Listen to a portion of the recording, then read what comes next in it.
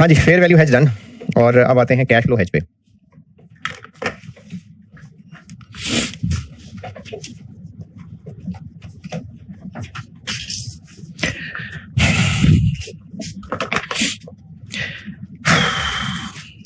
अच्छा, चैप्टर में आए पेज 31 पे। ये टेबल ना कुछ मैंने आईएस को निचोड़ के कुछ अदर सपोर्टिंग बुक्स, कोई एचईसीए की, कोई और फॉरेन कंट्रीज की, कुछ दोस्तों यारों से कंक्लूजन करके, तो काफी सारी चीजें निचोड़ के टेबल बनाया हुआ मैंने। यानी अगर आप कहें कि आईएस में लिखा हुआ है तो ये सारा आईएस में नहीं लिखा, कुछ 4-5 रिसोर्सेज से लेके डिस्कशन के बाद फिर ये टेबल निचोड़ा हुआ है मैंने। पेज 31 के ऊपर एक मैंने टेबल बनाया हुआ है एग्जाम टिप्स के नाम से।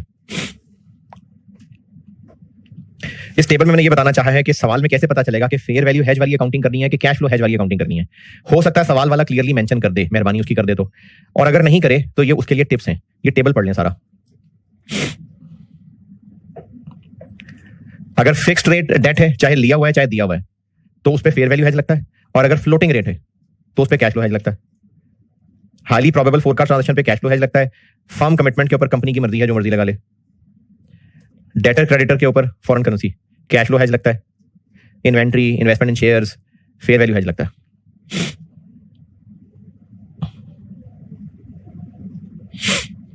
हाँ जी, चले अगले पेज पे आए, कैश फ्लो हेज। ये भी कोशिश तो की है अंग्रेजी, जितनी को अंग्रेजी में सारी चीजें समेट सकूं, कुछ अच्छा अच्छा लिखने की कोशिश की है। Cash flow hedge. Cash flow hedge के अंदर हमने जो करना है ना, वो ये अंग्रेजी बहुत मुश्किल सी है। मैं आपको एक सवाल के साथ साथ समझाऊंगा और फिर अंग्रेजी पढ़ाऊंगा। तो इसके लिए प्रैक्टिस क्वेश्चन लेता हूं, आप पढ़िए प्रैक्टिस क्वेश्चन।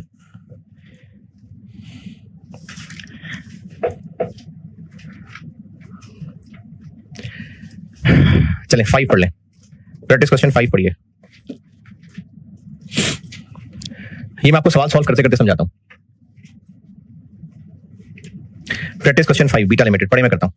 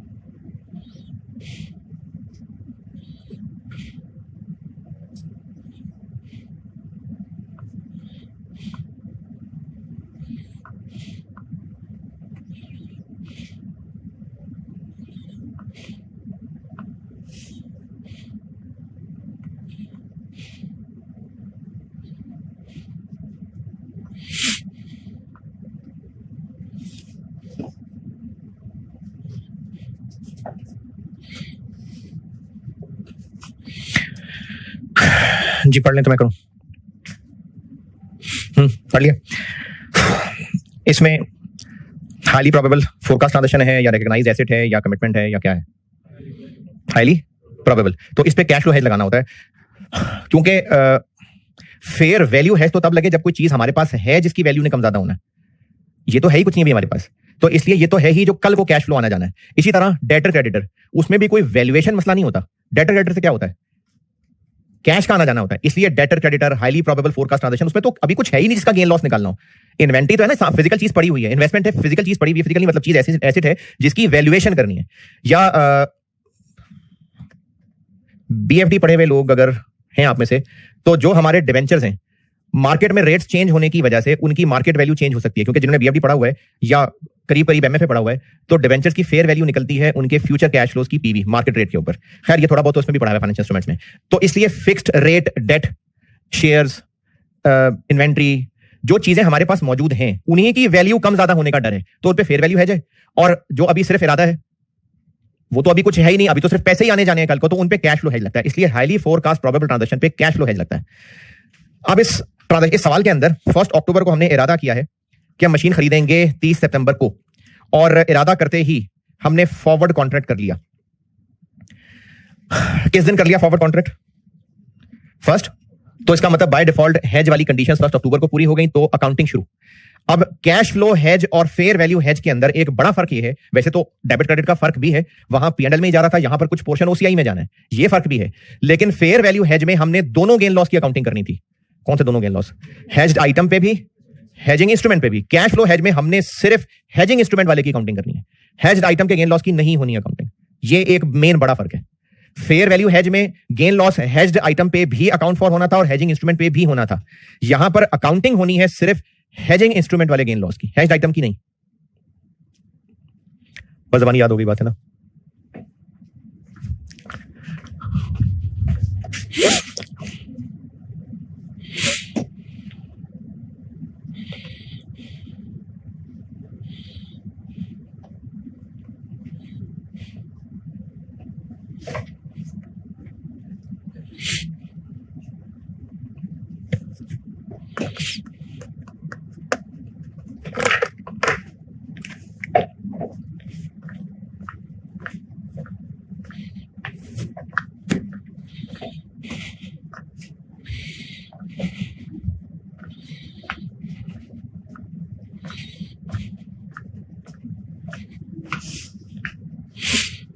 चलें लिख लिया।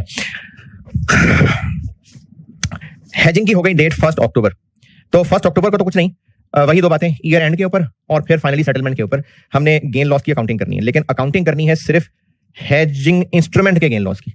हेज्ड आइटम का क्या कुछ भी नहीं करना, करना है बड़ा टेक्निकल सा काम करना है। एंट्रीज पे ले जाता हूं, पहले वर्किंग वन पे चलते हैं। ईयर एंड आया और ईयर एंड आ गया 31 दिसंबर पे। 31 दिसंबर 19 पे खड़े होके ना हमने दो चीजें कैलकुलेट करनी है। 31 सवाल पढ़ लिया ना। 31 दिसंबर 19 पे खड़े होके हमने दो चीजें कैलकुलेट करनी है, और वो दोनों चीजें कैलकुलेट करनी है क्यूम्युलेटिव। वैसे तो हम पहली दफा कर रहे हैं, अभी पहली ही दफा वर्किंग कर रहा हूं, तो जो करने लगा वो क्यूम्युलेटिव ही है। लेकिन जब मैं 30 सितंबर को करूंगा जाके तो क्यूम्युलेटिव करूंगा। क्या कैलकुलेट करना है? हमने करना है हेजिंग इंस्ट्रूमेंट पे भी और हेज्ड आइटम पे भी कैलकुलेट करना है। अकाउंटिंग करनी है नहीं करनी वो बात की बात है, कैलकुलेट करना है। हमने हेजिंग इंस्ट्रूमेंट का भी गेन लॉस और हेज्ड आइटम का भी गेन लॉस कैलकुलेट करना है। अच्छा, इस सवाल में हेज्ड आइटम क्या है? Highly probable. तो हवाई चीज है ना, तो हवाई चीज का कैसे गेन लॉस निकालें? नहीं, डेबिट क्रेडिट नहीं पूछ रहा, गेन लॉस कैसे निकालें? खुशी हो रही है तो गेन है, दुख हो रहा है या फिक्र हो रही है तो लॉस है। तो अब हम करने क्या लगे थे? हम करने लगे थे एक मशीन इंपोर्ट, और हमने खरीदनी थी ये 8 मिलियन पाउंड की स्टर्लिंग। ये जो करेंसी साइन है स्टर्लिंग है, पाउंड। फैसला कब किया था? 1 अक्टूबर 19। उस दिन स्पॉट रेट कहते हैं जो मार्केट में रेट चल रहा होता है, उस दिन पाउंड कितने का था? 180 का। 31 दिसंबर तक आते आते पाउंड कितने का हो गया? तो हमें खुशी हुई है, दुख हो रहा है, तो 10 रुपए का लॉस हो गया। 10 रुपए कैसे? 190 और 180, तो 10 रुपए का हो गया लॉस। तो cumulative loss on hedged item 10 रुपए टू कितने का प्लांट? 8 मिलियन। तो ये बन गया 80 मिलियन। मिलियन चले 80 मिलियन। गेन है लॉस है? Loss bracket. अच्छा, ये इतना इंपॉर्टेंट नहीं है ब्रैकेट लगाना, ये वाला दूसरा वाला ज्यादा इंपॉर्टेंट है। ये वाला ब्रैकेट में सिर्फ इसलिए लगा रहा हूं ताकि आपको इसकी वर्किंग में आदत डाल सकूं कि गेन लॉस का ब्रैकेट ध्यान रखना। जो इसके बाद लिखूंगा ना उसका ब्रैकेट हाँ या ना इंपॉर्टेंट है, इसका नहीं है, लेकिन आदत रखने के लिए मैं सारी लाइनों पे लगाऊंगा ब्रैकेट या अन ब्रैकेट। 80 मिलियन तक ओके। दूसरा हमने गेन लॉस निकालना है हेजिंग इंस्ट्रूमेंट पे। अच्छा, पिछले सवाल में था हेजिंग इंस्ट्रूमेंट फ्यूचर। फ्यूचर का गेन लॉस निकालते हैं कैसे? पहले दिन का वादा किया था, और अगर ईयर एंड पे चले जाते दूसरा वादा करने तो उसको लिखते। फॉरवर्ड पे गेन लॉस कैसे निकालेंगे?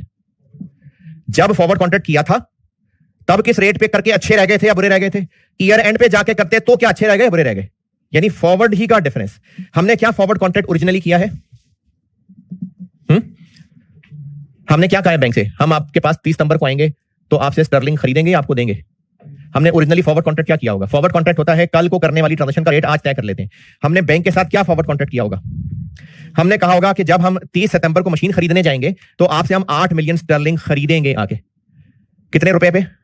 200 पे। बल्कि इधर क्यों कर रहा हूं मैं, अच्छा है, हमने 200 रुपए के ऊपर फॉरवर्ड कर लिया हुआ है। अगर हम तब सुस्ती कर जाते, फॉरवर्ड का गेन लॉस कैसे निकालना है, अगर हम तब सुस्ती कर जाते और अब ईयर एंड पे हमें होश आता और अब हम फॉरवर्ड करने जाते, तो अब हमें वो फॉरवर्ड कितने का करके देता? 214। तो हम तब 200 रुपए पे फॉरवर्ड करके फायदे में रह गए कि नुकसान में? फायदे में रह गए। कितने फायदे में रह गए? 14 रुपए। तो ये हमें क्यूमुलेटिव गेन हो गया हेजिंग इंस्ट्रूमेंट पे।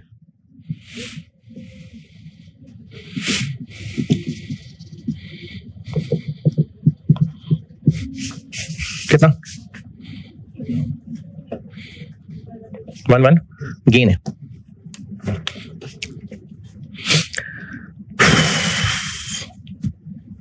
अच्छा, वर्किंग वन बड़ी कॉम्प्लिकेटेड सी है, इसलिए मैं हर स्टेप पे रुक के तसल्ली कराऊंगा कि यहां तक ठीक है, ओके। हाँ जी। अब हमने ना इन दोनों में से जो लोअर है, लोअर ब्रैकेट इग्नोर करके, यानी एब्सोल्यूट टर्म्स में जो लोअर है 80, वैल्यू लोअर लेनी है लेकिन साइन इसका लेना है। ये मैंने अभी ये समझा दूं ना, मैं अंग्रेजी पढ़ाता हूं, मैंने बात लिखने की कोशिश की भी है। वैल्यू इनमें से लोअर लेनी है लेकिन साइन इस वाले का लेना है, हेजिंग इंस्ट्रूमेंट वाले का। पॉजिटिव यानी गेन, तो मैंने पॉजिटिव लिख दिया। और ये क्या है? कैश फ्लो हेज रिजर्व नामी अकाउंट का सीडी है।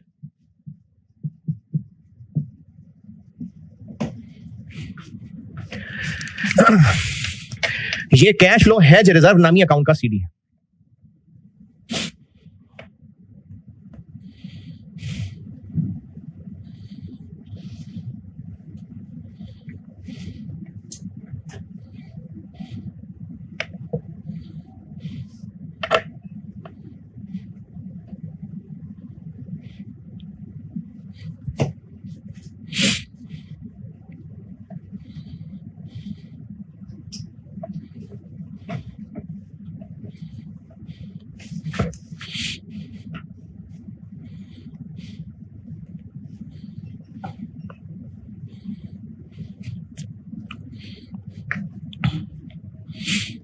ये 3 लाइनों तक ओके। ये मैंने क्योंकि अभी स्टार्ट की है वर्किंग, तो इस कैश फ्लो हेज रिजर्व का गेन लॉस गेन, तो सीडी बैलेंस,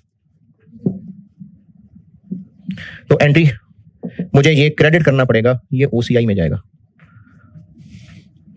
ये मुझे इस अकाउंट से बैलेंसिंग फिगर निकालनी पड़ेगी। अभी तो ये इतनी ही आएगी, अभी ये इतनी आएगी क्योंकि अभी पहली दफा तो एंट्री कर रहा हूं। जब 30 सितंबर पे करूंगा ना जाके, तो ये बीडीआर होगा, ये नया सीडी निकलेगा और फिर डिफरेंस से एंट्री बनेगी। अभी तो पहली दफा होने लगा था, तो इतना सीडी लाने के लिए इतना क्रेडिट करना। अब एंट्री बनाता हूं। असल में ना हमने गेन लॉस रिकॉर्ड करना है, हेजिंग इंस्ट्रूमेंट वाला ये रिकॉर्ड नहीं करना, असल में ये रिकॉर्ड करना है। ये हमने सिर्फ एक लिमिट निकाली है कि इसमें से इतना ओसीआई में जाएगा, बाकी पीएनएल में जाएगा। ये जो मैंने इधर 80 की अमाउंट निकाली है ना, 80 की अमाउंट, ये सिर्फ एक लिमिट है कि एंट्री करेंगे हम 112 की, 80 की एंट्री नहीं करने लगे। हमने फेयर वैल्यू हेज में इसकी भी एंट्री करनी होती थी, इसकी भी करनी होती थी। कैश फ्लो हेज में हमने 112 की एंट्री करनी है। ये सिर्फ एक अमाउंट निकाली थी कि इसको कहते हैं ये इफेक्टिव पोर्शन है, यहां तक ये इफेक्टिव है, ये ओसीआई में जाएगा, और जो इनइफेक्टिव पोर्शन है यानी इससे ऊपर वाला वो पीएनएल में जाएगा। तो एंट्री बन जाएगी 31 दिसंबर पे। एंट्री करनी किसकी असल में, यानी 112 की। गेन हो रहा है कि लॉस हो रहा है? तो गेन हो रहा है तो financial asset debit, hedging instrument पे गेन हो रहा है तो फाइनेंशियल एसेट डेबिट ना, financial asset debit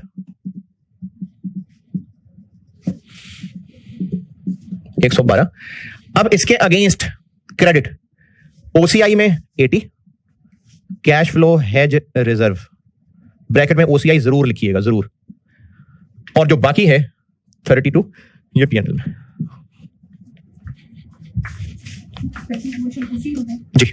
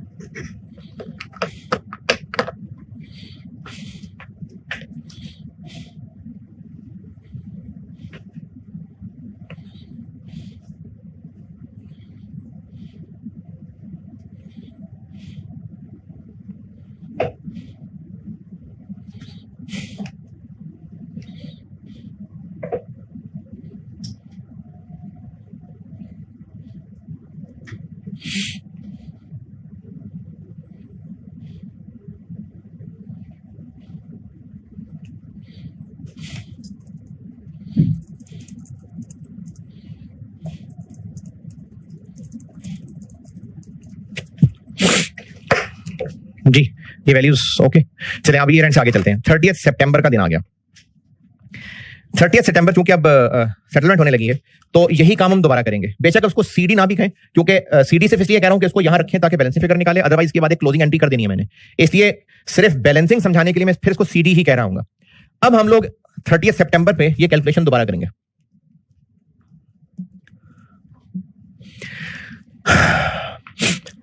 cumulative hedged item पे खुशी हुई का नुकसान, दुख हुआ। क्यूम्यूलेटिव हेज्ड आइटम क्या है?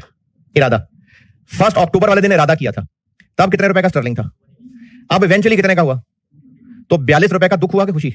दुख। ये है क्यूम्यूलेटिव लॉस हेज्ड आइटम पे।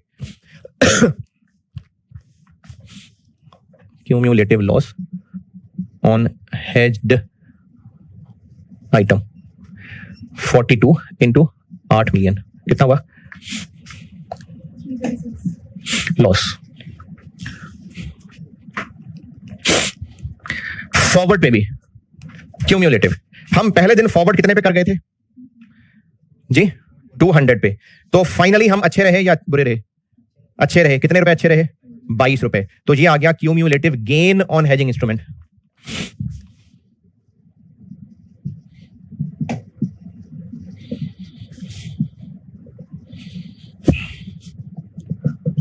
कितना? 176। कैश फ्लो हेज रिजर्व का सीडी क्या रखें? 176 पॉजिटिव।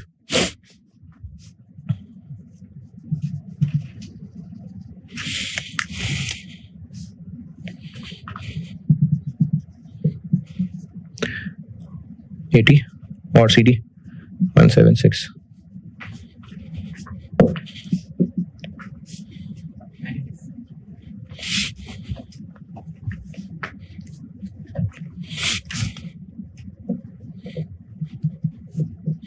एंट्री कितने से करनी है? क्यूम्युलेटिव है ये। 64 से करनी है। गेन है फाइनेंशियल एसेट और डेबिट।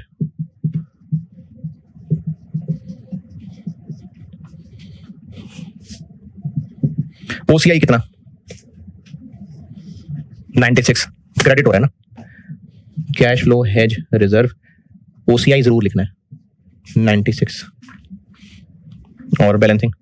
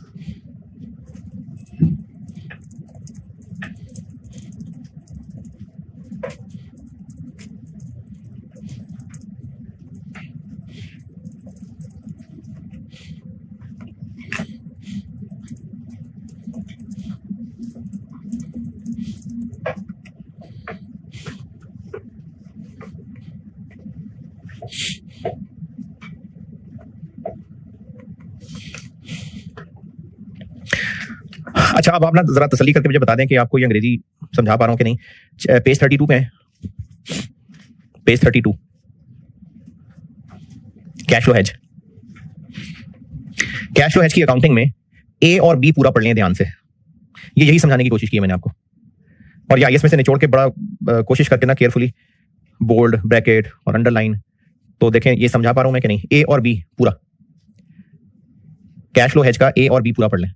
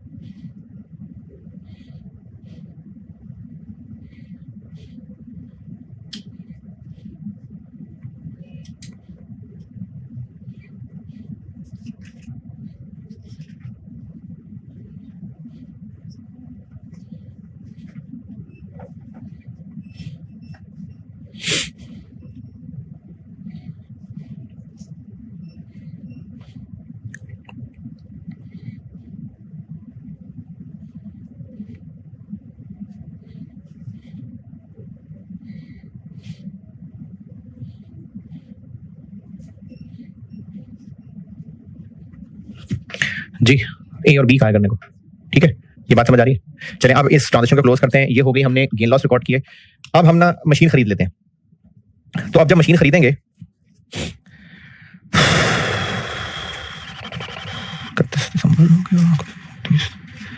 ठीक है,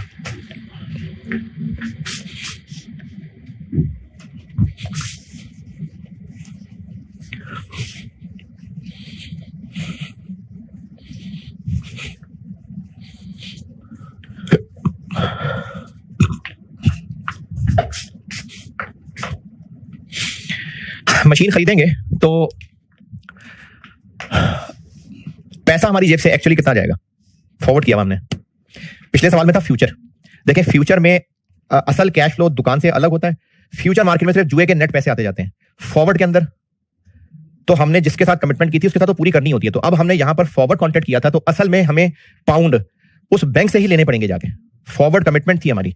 तो 30 सितंबर को हमारी जेब से पैसे कितने जाएंगे जी? 220 रुपए के हिसाब से, 200 के हिसाब से। फॉरवर्ड कितने पे किया था? 200 पे। तो 200 के हिसाब से जाएंगे 160।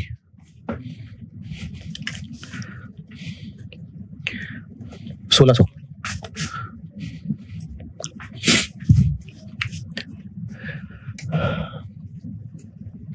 IS 21 मशीन कितने से डेबिट हो गई है? नहीं, कैश फ्लो हेज में हम एसेट को नहीं डेबिट क्रेडिट कर रहे हैं ना जी। IS 21 मशीन कितने से रिकॉर्ड होगी? उस दिन जो स्पॉट रेट चल रहा था। मशीन 222 जी, 1776। ये एंट्री क्यों टैली नहीं हो रही? फाइनेंशियल एसेट की वजह से। ये जो फॉरवर्ड करने की वजह से, हमें फॉरवर्ड की वजह से फायदा हुआ है। आज डॉलर इतने का हो गया, लेकिन हमें फॉरवर्ड की वजह से फायदा हुआ पड़ा है।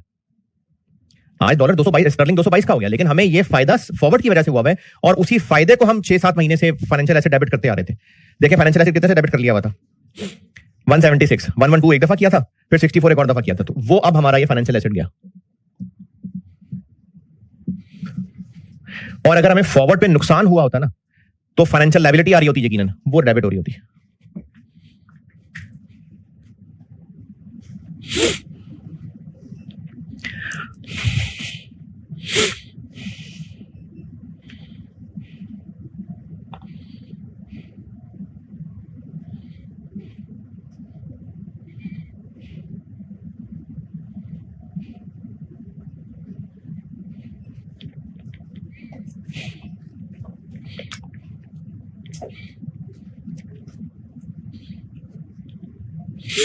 हाँ जी, अच्छा अब सी की पहली लाइन और पॉइंट 1 पढ़ें।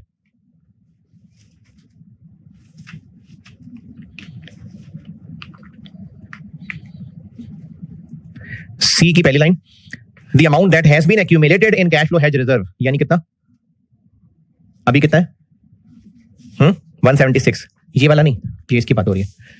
The amount that has been accumulated in cash flow hedge reserve shall be, point number 1, if a hedged forecast transaction subsequently results in the recognition of a non-financial asset, जो कि यहां पर क्या हुआ? Machine debit हुई ना, तो non financial asset है। और नॉन फाइनेंशियल लायबिलिटी, इसके बाद वाली डेड लाइन छोड़ देते हैं। The entity shall remove that amount, चौथी लाइन पढ़ रहा हूं, shall remove that amount from the cash flow hedge reserve and include it directly in the initial cost or carrying amount of the asset. This is not a reclassification adjustment, hence it does not affect OCI. यानी जितना cash flow hedge reserve में पड़ा हुआ है वो इस machine के साथ ऑफसेट कर देंगे। Cash flow hedge reserve credit balance आ रहा है ना, डेबिट कर देंगे।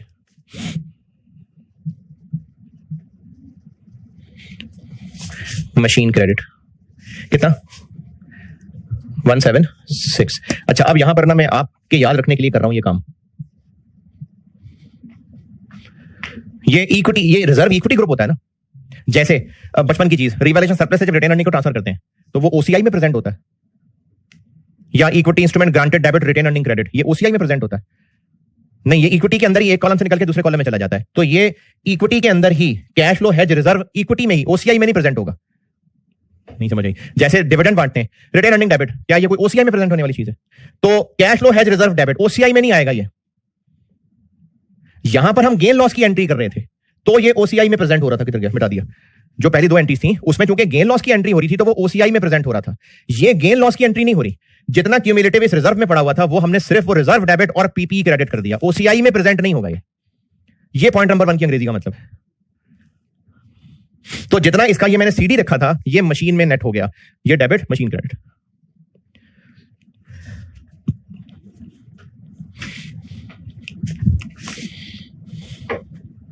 और सवाल की रिक्वायरमेंट रखी थी मैंने 31 दिसंबर 20 की एंट्रीज, और इस मशीन की लाइफ भी बताई थी, तो इसलिए ताकि जो 3 महीने और गुजर उसकी डेप्शन चार्ज कर लेते हैं। मशीन हमें कितने की कॉस्ट की? 1600 की। और लाइफ कितनी? 10 और 3 महीने। जी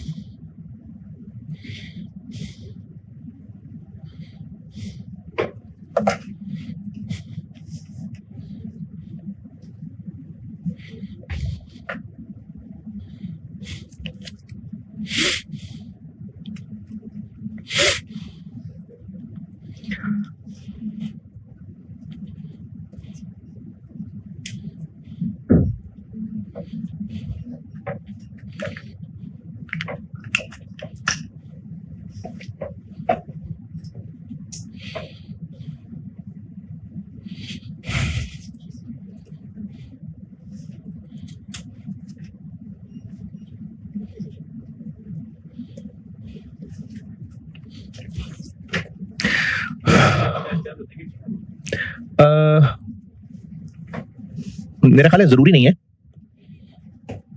क्योंकि इसमें फॉरवर्ड था। फ्यूचर होता तो फिर ऐसा ना होता, जरूरी नहीं है। इसलिए मैं नहीं कहूंगा कि आप ये याद रखें कि जितना कैश गया उतनी की मशीन आई। फ्यूचर होता तो शायद डिफरेंट होता।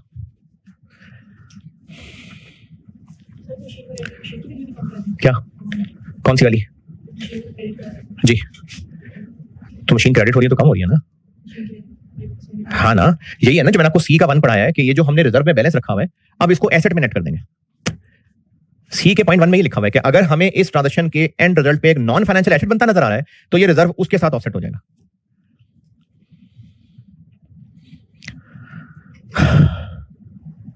अच्छा, प्रैक्टिस क्वेश्चन 4 पढ़ें और कोशिश तो यही करें कि आप ये कैलकुलेशन खुद कैलकुलेटर पे कर लें। नहीं कर सके तो ट्यूशन देख लें, लेकिन एक प्रैक्टिस क्वेश्चन 4 करके जबानी देख लें बेशक, खैर है। और बस एक पास पेपर कराता हूं, बस फिर कैश फ्लो खत्म है। प्रैक्टिस क्वेश्चन 4 कैलकुलेशन कर लेंगे तो अच्छी बात है, नहीं तो कम से कम जबानी देख लें।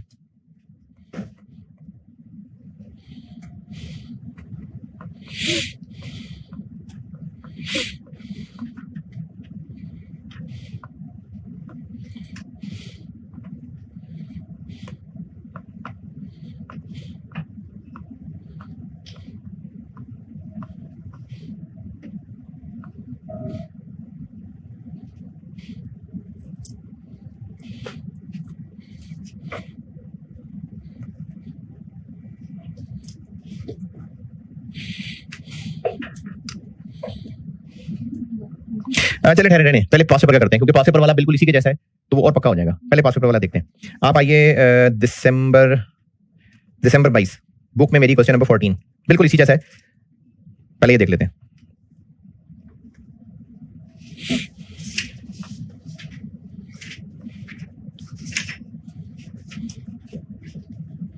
मेरी बुक में क्वेश्चन नंबर 14 है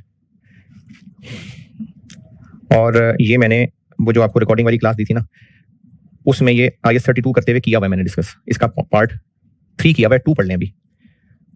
इसमें 2 पॉइंट हैं 2 और 3, तो 2 पढ़ लीजिएगा। 3 मैं कर चुका हूं डिस्कस। मेरी बुक में क्वेश्चन 14 पॉइंट 1 किसी और टॉपिक का था, पॉइंट 2 और 3 इस टॉपिक के हैं, तो पॉइंट 2 कैनो पढ़ लें।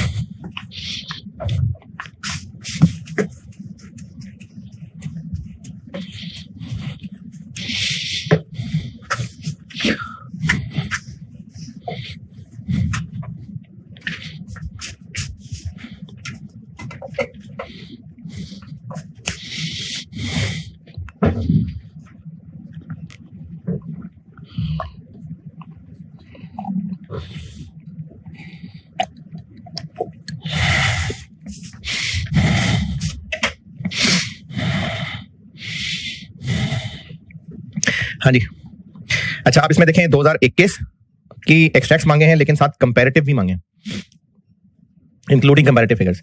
तो इसका मतलब है 31 दिसंबर 20 और 31 दिसंबर 21। और कैसे पता कि ये कैश फ्लो हेज लगना है कि फेयर वैल्यू हेज लगना है? लिखा हुआ है। अगर ना लिखा होता तो इस सवाल में हेज्ड आइटम क्या है? रिकॉग्नाइज्ड एसेट, हाईली प्रोबेबल या फर्म कमिटमेंट? Firm commitment. और फर्म कमिटमेंट के बारे में कंपनी की मर्जी होती है कि फेयर वैल्यू हेज लगाया या कैश फ्लो हेज लगाया, तो इसलिए सवाल वाले को बताना पड़ा।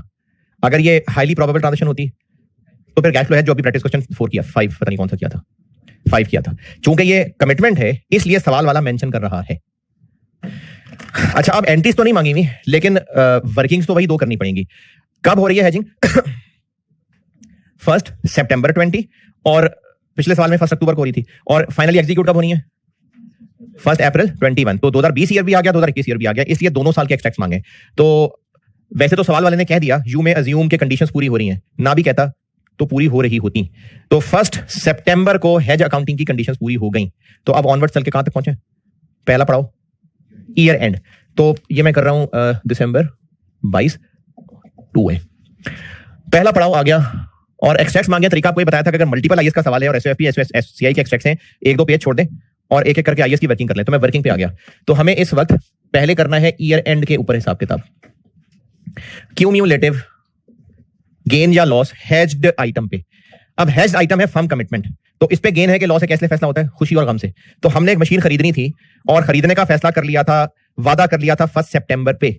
उस दिन डॉलर कितने का था? 167। ईयर एंड तक आते आते 177 हो गया। तो 10 रुपए की खुशी, 10 रुपए का दुख, तो लॉस हो।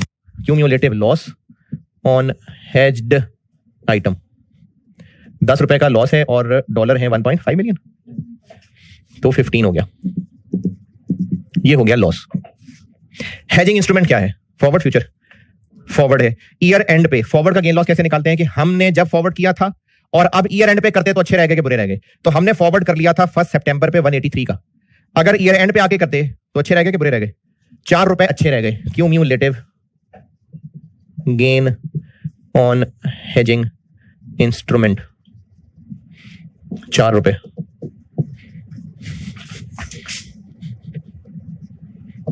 जी 6। तो हम कैश फ्लो हेज रिजर्व का सीडी कितना रखें? 6।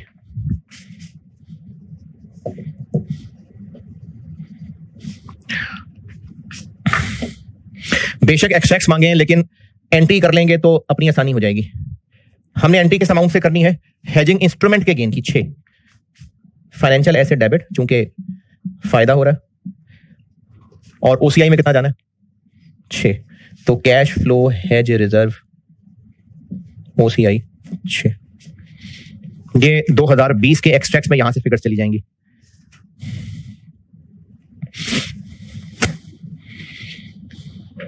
जी 2020। अब फाइनली मशीन खरीदने लगे हैं 1 अप्रैल 21 को। 1 अप्रैल 21 पे दोबारा काम करते हैं। अब हमारा दुख बढ़ के कहां तक पहुंच गया? इरादा वादा किस दिन किया था मशीन खरीदने का? 1 सितंबर। तब 167 का था डॉलर, फाइनली 190 का मिला। तो कितना दुख हमारा क्यूमुलेटिव पहुंच गया? 23।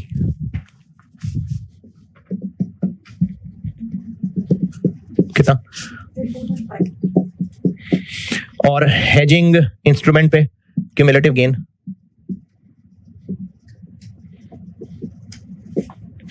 हम फॉरवर्ड कर आए थे 183 पे, और फाइनली हमें 190 का डॉलर मिला। 190 का डॉलर फाइनली हो गया था। तो हम कितने फायदे में रहे टोटल? 7 रुपए।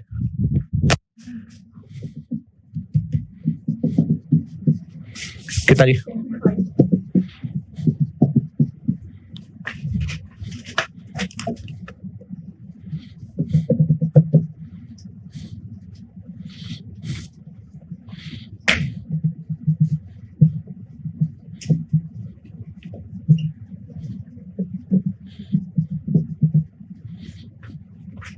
फाइनेंशियल एसेट को हमने मजीद डेबिट करना है 4.5 से, और ये सारा OCI के अंदर अंदर कवर हो जाएगा, यानी P&L की जरूरत ही नहीं पड़ी। यहां से हमें एक्सट्रैक्ट्स की फिगर्स मिल जाएंगी। और अब चूंकि मशीन खरीद ली गई और मशीन एक नॉन फाइनेंशियल एसेट है, तो कैश फ्लो हेज रिजर्व उसी के अगेंस्ट ऑफसेट हो जाएगा।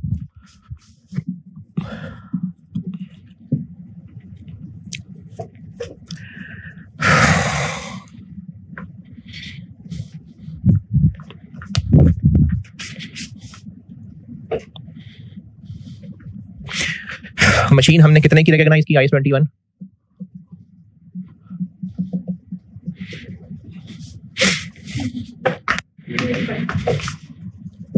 Cash flow hedge reserve debit machine credit 10.5, और मशीन के ऊपर शायद इंस्टॉलेशन पे भी खर्चा हुआ है 24,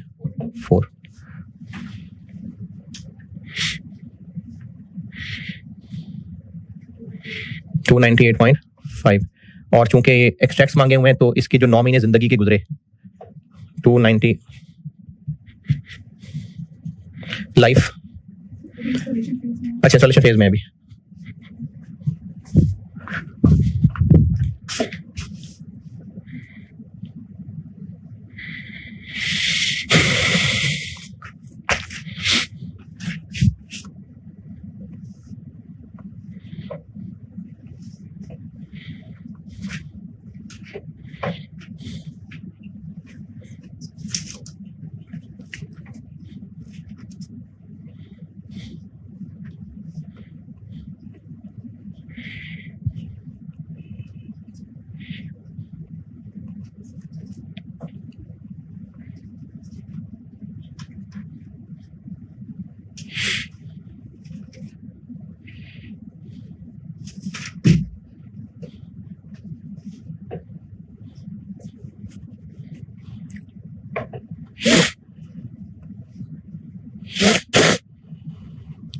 अब इस सारी मेहनत से जो सवाल की रिक्वायरमेंट थी, एक्सट्रैक्ट्स SOFP और एक्सट्रैक्ट्स SOCI 2021-2020। SOFP देखें पहले, इसमें 2020 के एंड पे खड़े हैं। पहले 2020 में बताएं SOFP की चीज क्या है? कैश फ्लो हेज रिजर्व 6 रुपए का, और फाइनेंशियल एसेट 6 का। तो एसेट्स में आ गया फाइनेंशियल एसेट, और इक्विटी में आ गया कैश फ्लो हेज रिजर्व।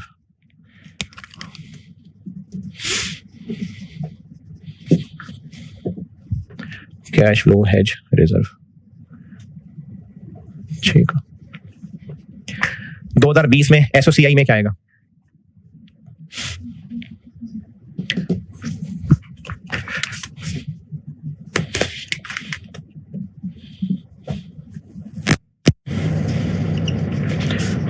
ठीक, 2021 में आते हैं। SOFP में क्या आएगा? फाइनेंशियल एसेट मजीद डेबिट होके खत्म हो गया था मशीन की एंट्री करते हुए, मशीन आ जाएगी 298 की।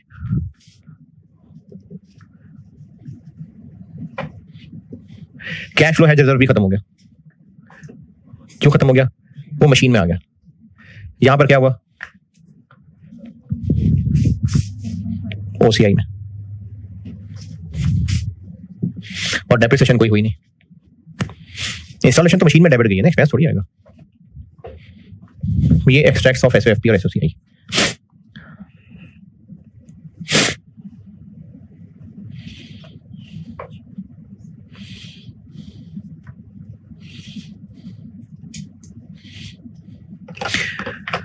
प्रैक्टिस क्वेश्चन फॉर ज़बानी देख लें। सिर्फ एक चीज बतानी है जो इससे फर्क है, आखिरी वाली एंट्री का फर्क है, तो इसलिए ज़बानी ही देख लें फिर मैं वो चीज बताऊंगा। प्रैक्टिस क्वेश्चन 4 सवाल और सॉल्यूशन ज़बानी देख लें। Practice question 4।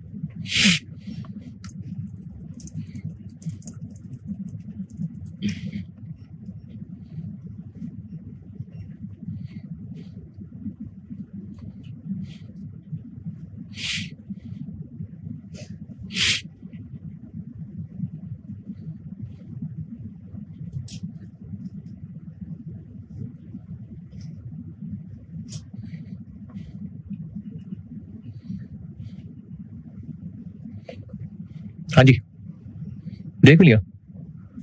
ये कैश फ्लो हेज रिजर्व की एंट्री पीएनएल में कहां से चलेगी?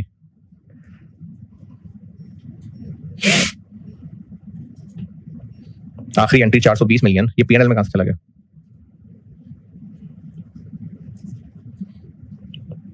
अच्छा, वर्किंग 1 वर्किंग 2 की फिगर्स में बताएं कोई एतराज हो तो।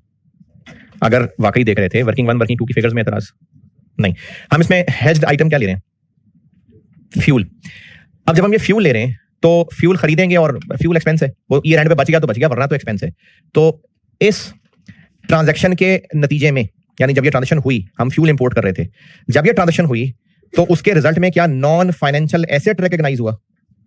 नहीं। तो ये जो एंट्री है ना, ये वाली, ये तब है अगर हेज ट्रांजैक्शन के एंड रिजल्ट में नॉन फाइनेंशियल एसेट बन रहा है तो ये एंट्री है। अगर नॉन फाइनेंशियल एसेट नहीं बन रहा तो क्या बन रहा है? या फाइनेंशियल एसेट बन रहा है या कोई एक्सपेंस बन रहा है, तो फिर entry cash flow hedge reserve PNL को ट्रांसफर हो जाएगा। C2 बताया आपको मैंने चैप्टर में। C2 मैंने ब्रैकेट में, C2 पे पहुंचे ना, मैंने ब्रैकेट में फॉर एग्जांपल फाइनेंशियल एसेट लिखा हुआ है, कॉमा एक्सपेंस भी लिख लें। चैप्टर में C1 पढ़ा दिया था, C2 कि अगर 1 नहीं है, 1 में क्या था कि ट्रांजैक्शन के नतीजे में नॉन फाइनेंशियल एसेट बन रहा है, तो अगर 1 नहीं है तो इसका मतलब या तो फाइनेंशियल एसेट बन रहा है या वैसे कोई एक्सपेंस बन रहा है। तो फिर फर्क ये पड़ेगा कि जो कैश फ्लो हेज रिजर्व है ये पीएनएल को जाएगा। और किस साल में जाएगा? जब जिस साल में वो एक्सपेंस बन रहा है ओरिजिनल हेज आइटम। जैसे इस सवाल में फ्यूल सारा इसी साल एक्सपेंस बन गया, तो रिजर्व भी सारा इसी साल पीएनएल में चला गया। अगर फ्यूल 2 साल में एक्सपेंस बनता तो वो रिजर्व भी 2 साल में टूट के पीएनएल में जाता। ये पॉइंट 2 की अंग्रेजी का मतलब है। C का 2 पढ़ लें, ये मतलब है इसका।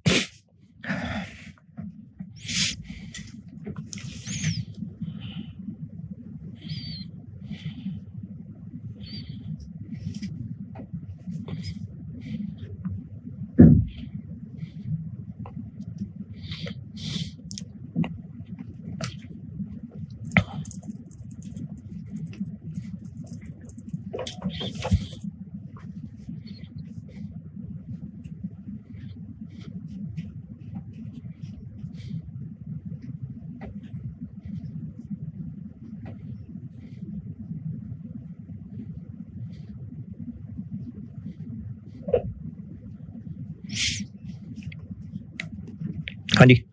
अच्छा, इसी के लिए मैंने प्रैक्टिस क्वेश्चन 6 भी बनाया हुआ है, हस्बे तौफीक करना हो तो कर लेना। और आखिर में hedge of net investment in foreign operations, ये कंसोलिडेशन की चीज है। बस सिर्फ इतना लिखा हुआ है कि ये सारा कैश फ्लो हेज जैसा है, बस सिर्फ